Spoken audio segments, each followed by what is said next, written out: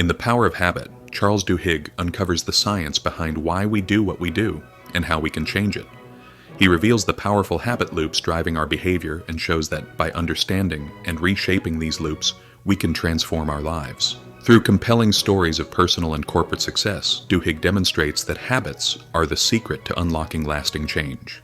Whether you want to break bad habits, build new ones, or drive growth in your organization, this book gives you the tools to make it happen. The key? It's not willpower, it's about designing the right cues, routines, and rewards to create the life you want. The Power of Habit shows that change is within your control. Chapter 1. The Habit Loop. How habits work. We all have habits, but do we really understand how they work? In the opening chapter of The Power of Habit, Charles Duhigg reveals the hidden architecture of our daily routines with a concept called the habit loop. Imagine you're a robot, programmed with a sequence. First, you're triggered by something. That's the cue.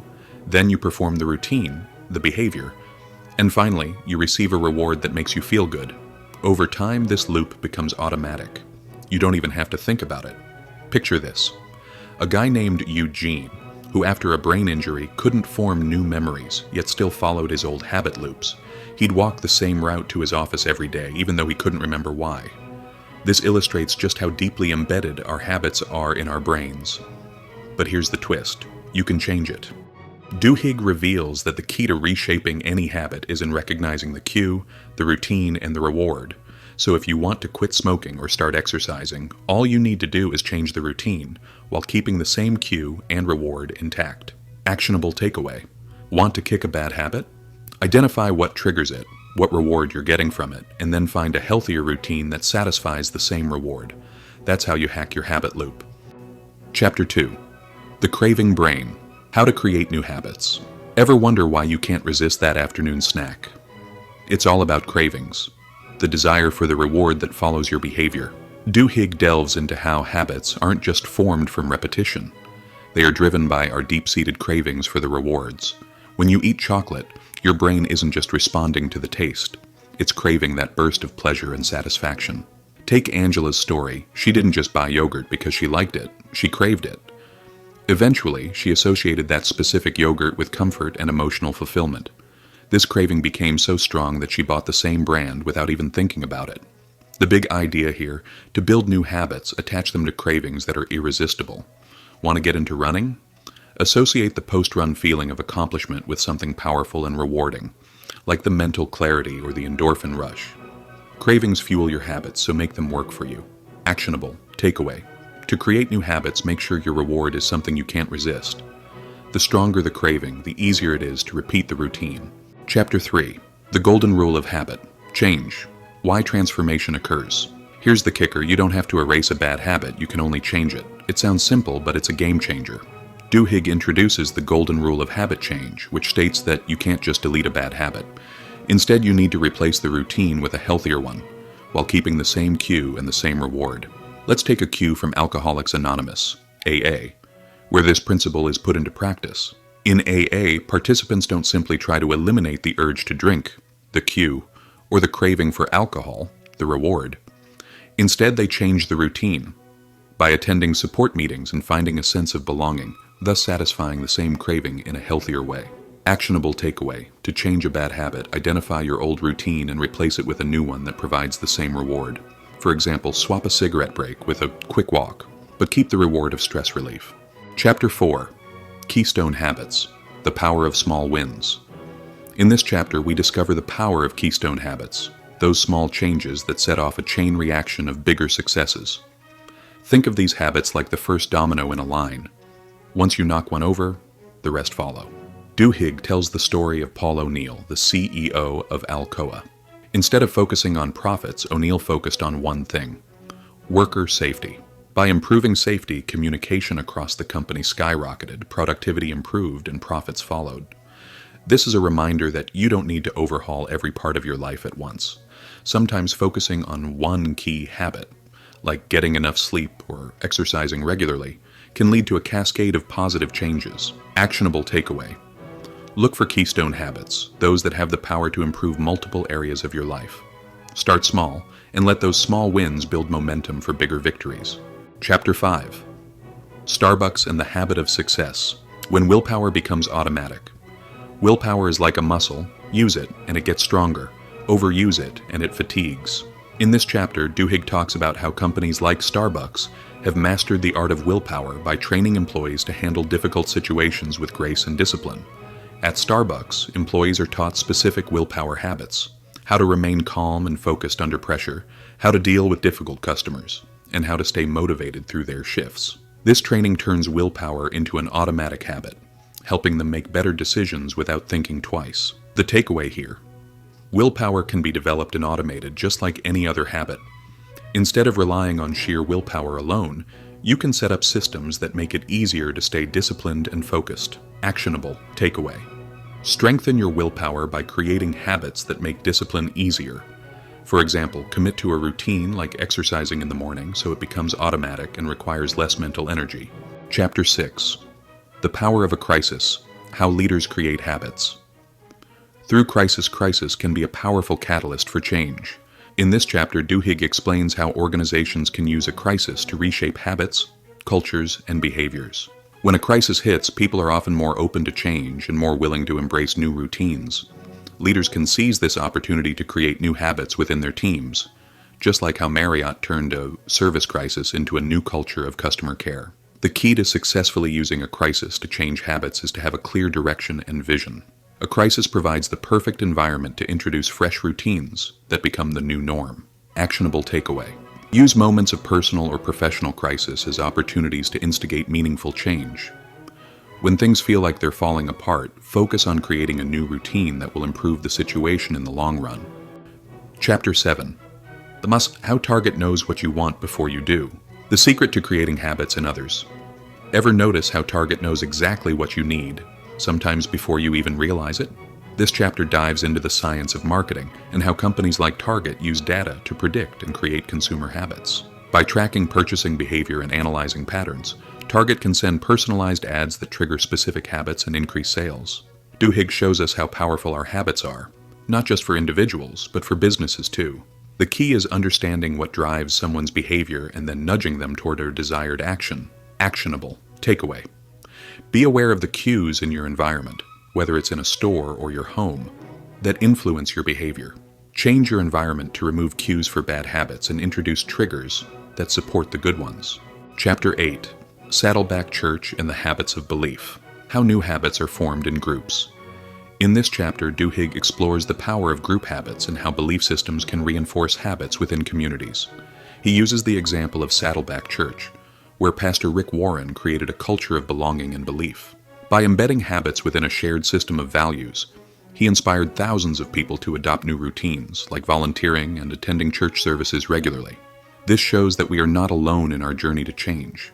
When we align our habits with a community that shares similar values, we gain the support and accountability we need to succeed.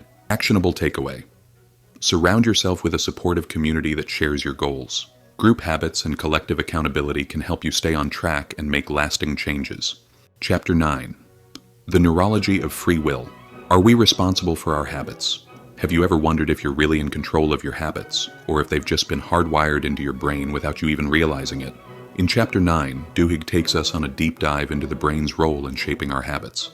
He unpacks how the basal ganglia, the brain's command center for routine behavior, is responsible for running the show, automatically. But here's the twist. Just because habits are deeply embedded in your brain doesn't mean you're powerless to change them. Take Lisa Allen, for example. After years of smoking, drinking, and living an unhealthy lifestyle, she turned her life around by focusing on one habit: getting fit. The key? She didn't just try to quit her old habits. Instead, she reprogrammed her routine. She linked exercise to her sense of accomplishment and emotional well-being, building a new, powerful reward system. Actionable takeaway: your brain may be hardwired, but you can rewire it. By becoming aware of your habit loops, you can change the routine that holds you back and replace it with something healthier. You've got the power. Chapter 10. The Real Rewards of a Habit. How to make lasting changes. Here's where it gets really interesting. What makes a habit stick? It's the reward. Duhigg explains that the best way to anchor a new habit is to pair it with a reward that truly resonates with you. Think about it. Rewards are what turn actions into automatic habits, right? Without a reward, habits don't have staying power. Let's look at Michael, a man who struggled with motivation to work out. What got him going wasn't just the idea of getting fit, it was the emotional boost he felt after each session. That emotional high became the powerful reward that kept him coming back to the gym. In essence, the reward doesn't always have to be physical. It could be emotional or mental. Actionable takeaway. If you want to make a habit stick, make sure the reward hits deep. It should speak to your emotions or goals, whether it's the satisfaction of accomplishment or feeling healthier and stronger. When you crave that reward, the habit will stick. Chapter 11, The Power of a Positive Identity. How Habits Shape to Who We Are Now. What if I told you that the secret to changing habits isn't just about what you do, but about who you think you are? This chapter dives into the power of identity-based habits, the idea that our behaviors are a reflection of our identity. If you want to make lasting changes, it's not enough to do the habit. You need to become the person who does it. Duhigg uses the example of a former smoker who switched their identity to that of a non-smoker. Instead of thinking, "I'm trying to quit smoking," they adopted the mindset, "I am someone who doesn't smoke." That shift in identity made all the difference in their long-term success. Actionable takeaway. Want to make a change? Start by focusing on who you want to become. Instead of setting goals based on what you want to do, like run a marathon, frame it around your identity. I am an athlete. Your actions will follow suit. Chapter 12. The Saddleback Church and the Habits of Belief. How Groups Form. New Habits. In this chapter, Duhigg shifts gears and takes us into the world of group habits. How entire organizations or communities can create powerful shared behaviors. He tells the fascinating story of Saddleback Church, where Pastor Rick Warren didn't just focus on getting people to attend church. He created a culture where people adopted habits of belief, support, and shared values. By focusing on creating keystone habits that aligned with the church's mission, Warren transformed individual behaviors, leading to a thriving community. This isn't just about a few people changing their habits. It's about a whole group growing together by reinforcing positive behaviors. Actionable takeaway. Surround yourself with a community that shares your values and goals. When everyone is aligned, group habits become a powerful force that pushes everyone forward. You don't have to do it alone. Collective habits are a game changer. Chapter 13. How Target Knows What You Want Before You Do. The role of cues and rewards in shaping habits. Ever walked into Target for one thing and left with a cart full of stuff you didn't plan to buy? That's the magic of consumer habits at play. In this chapter, Duhigg explains how companies like Target study consumer behavior to predict and influence what you'll buy even before you realize you want it. By analyzing your past purchases and predicting your future desires, they use cues, like targeted ads or store layout, and rewards, the satisfaction of finding a good deal, to guide your buying decisions. The takeaway here? Cues and rewards are incredibly powerful in shaping not just consumer habits, but your personal habits as well. These factors are constantly influencing you, often without you even noticing. Actionable takeaway. Be aware of the cues around you. Your environment has a huge impact on your habits.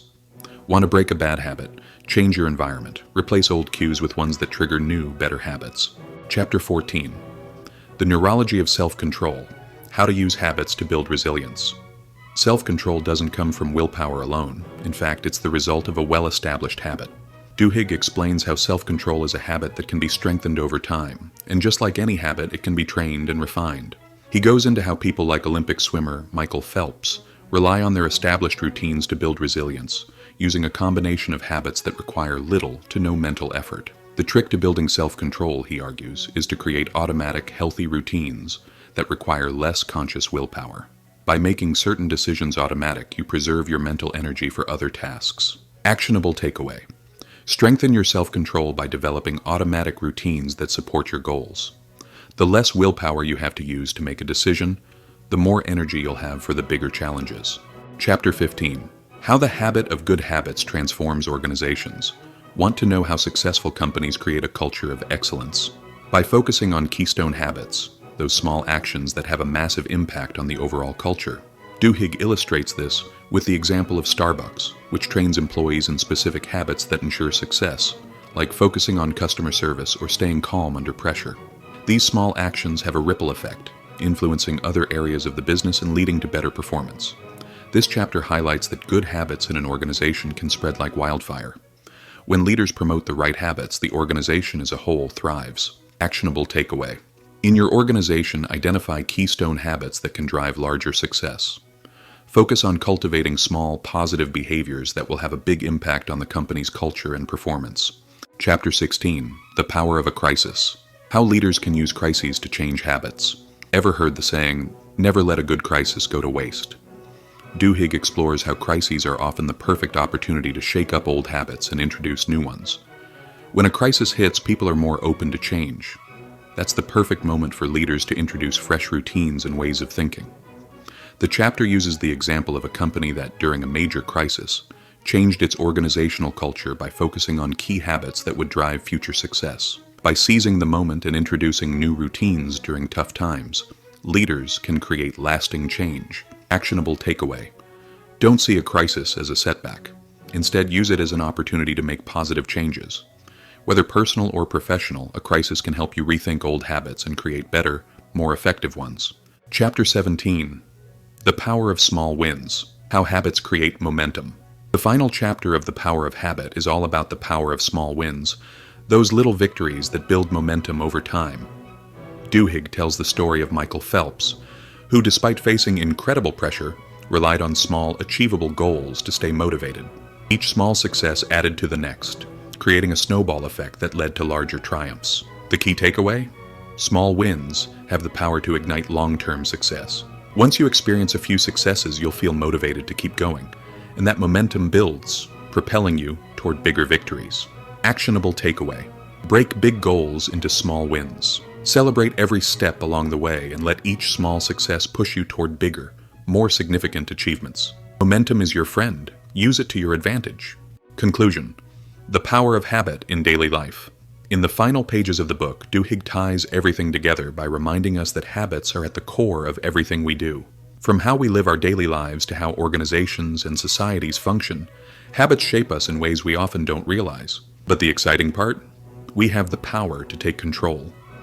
By understanding the science behind habits, we can transform ourselves, our teams, and even our communities. Actionable. Takeaway. Habits are not fixed, they are yours to control. Whether you're trying to change personal routines, create new habits in your team, or transform your company, you've got the tools you need to make it happen. Start with small changes and watch how they ripple out into bigger, lasting transformations. Why habits control your life. The Power of Habit Summary by Charles Duhigg.